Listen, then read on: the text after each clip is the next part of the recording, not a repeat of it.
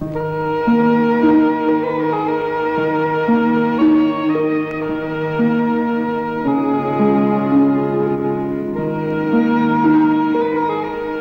palais qui bordent la mer sont en partie construits sur pilotis. Les salles inférieures sont parquetées de planchers de cèdre qui couvrent la surface de l'eau et que l'on enlève lorsque les dames du sérail veulent s'exercer à la natation.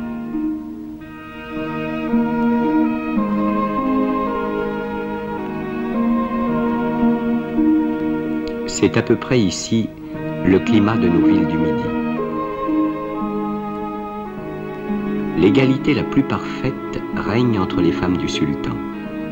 Il y a dans le harem un ordre pareil à celui des pensions bien tenues.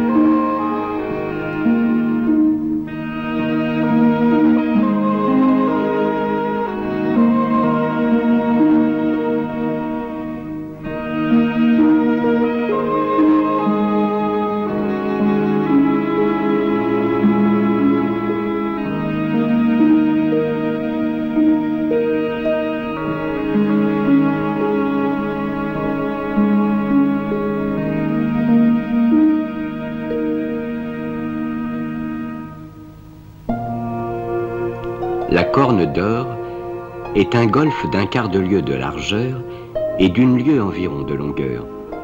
C'est le port le plus merveilleux et le plus sûr du monde. Il sépare Stamboul des faubourgs de Péra et de Galata. À l'aube, le soleil ravivant les lignes lointaines des rives et des promontoires, on jouit de l'éblouissant spectacle du port de Constantinople, le plus beau du monde assurément.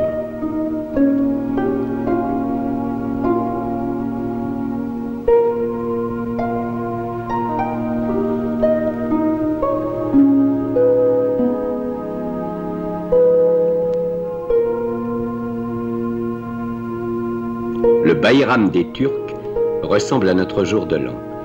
Dans les journées du Bayram, toutes les religions prennent part à l'allégresse musulmane. Le sultan devait faire la grande prière du Bayram à la mosquée du sultan Ahmet, qui borde un des côtés de l'At Meidam, illustré par le souvenir des empereurs de Byzance.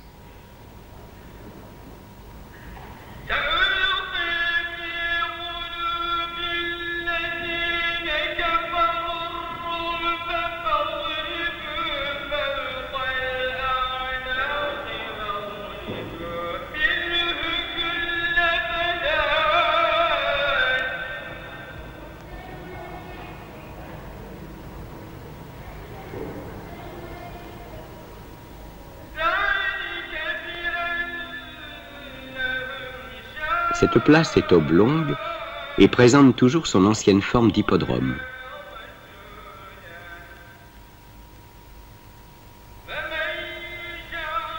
Au-delà, les îles des Princes se dessinent vaguement à l'entrée de la mer de Marmara.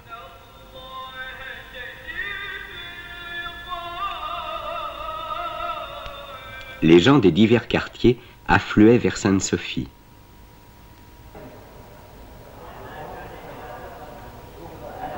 Comment dire les splendeurs de cette nuit privilégiée? Comment dire surtout le motif singulier qui fait, cette nuit-là, du sultan le seul homme heureux de son empire?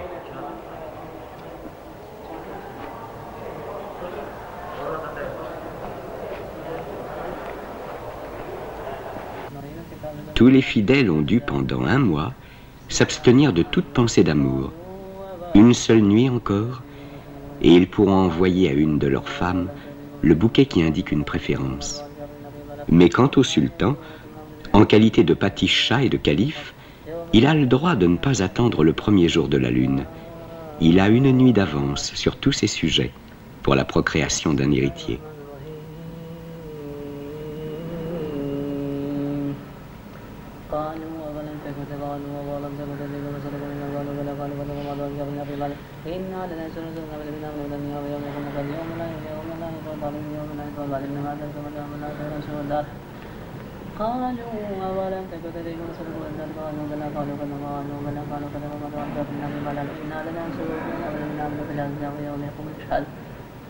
يوم لا يكون ظالمين أجرهم ولا أمل لهم تقولهم الدار ولقد أتينا من سبيل وقال الإسلام كتاب الإكرام يوم الأمدار قالوا ولم تجدوا فيهم مثلكم إلا الله وبل أمانوا ولو مالوا أجاب الأمر ملك إنا لننصر إنا لننصر وسنا لنا ولكن يوم لكم الشر يوم لا يكون ظالمين ولا تنصر الدار بسم الله الرحمن الرحيم. Si l'on se rendait compte de la dignité et de la chasteté même des rapports qui existent entre un musulman et ses épouses, on renoncerait à tout ce mirage voluptueux qu'ont créé nos écrivains.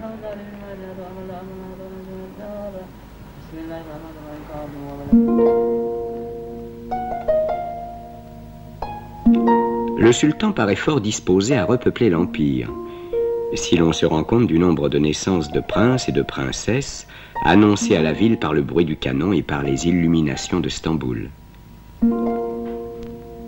Le sultan est aussi peut-être le seul des Turcs qui puisse se plaindre de l'inégalité des positions. À lui seul, dans son empire, il est défendu de se marier légalement et il ne pourrait davantage épouser une étrangère. Il se trouve donc privé des 4 femmes légitimes accordées par Mahomet à tout croyant qui a les moyens de les nourrir. Ces sultanes, qu'il ne peut appeler épouses, ne sont originairement que des esclaves, de telle sorte que le sultan, réduit à n'avoir pour femme que des esclaves, est lui-même fils d'une esclave.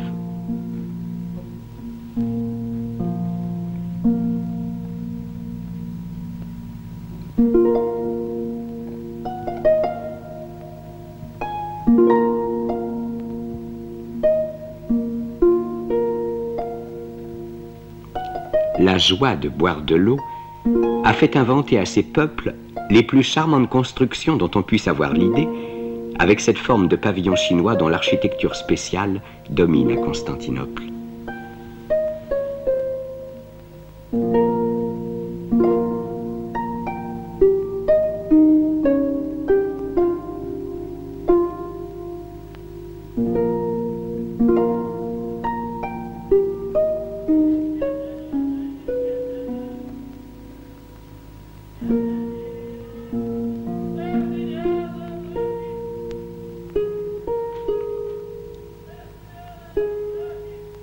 Rien n'est plus vertueux au dehors que ce paysage d'idylle, que ces maisons de bois dont les portes s'entr'ouvrent çà et là pour laisser paraître les ménagères matinales.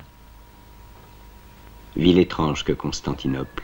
4 peuples différents y vivent ensemble, Turcs, Grecs, Arméniens et Juifs, enfants du même sol, se supportant beaucoup mieux les uns les autres que ne le font chez nous les gens de diverses provinces ou de divers partis.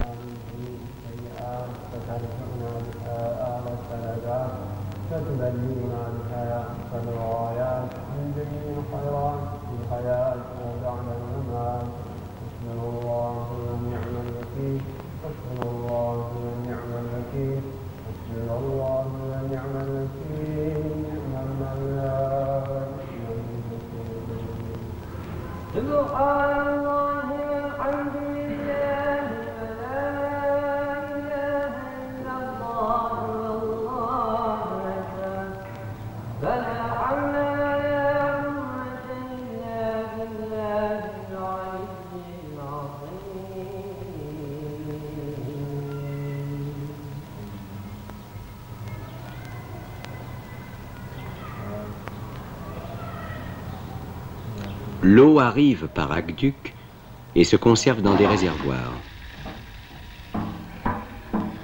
Elle prend souvent un goût désagréable, de sorte qu'en raison de la rareté de cet élément, il s'est établi une école de buveurs d'eau, gourmets véritables au point de vue de ce liquide.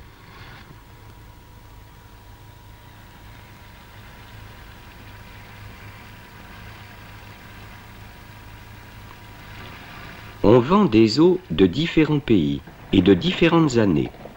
L'eau du Nil est la plus estimée, attendu qu'elle est la seule que boive le sultan. L'eau de l'Euphrate, un peu verte, un peu âpre au goût, se recommande aux natures faibles. L'eau du Danube, chargée de sel, plaît aux hommes d'un tempérament énergique. On apprécie l'eau du Nil de 1833, bouchée et cachetée dans des bouteilles que l'on vend très cher.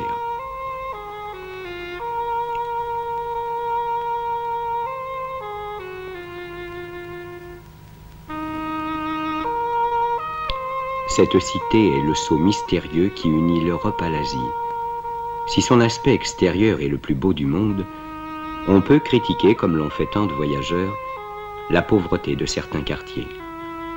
Constantinople semble une décoration de théâtre qu'il faut regarder de la salle sans visiter les coulisses.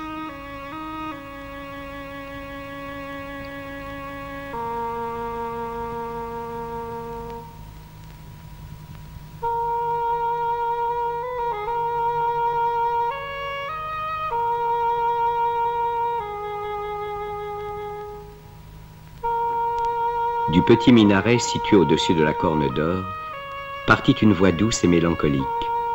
Je ne puis résister à une émotion étrange.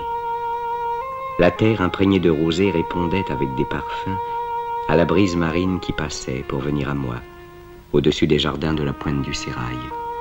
Le soleil dessinait au loin cette géographie magique du Bosphore qui partout saisit les yeux, à cause de la hauteur des rivages et de la variété des aspects de la terre coupée par les eaux.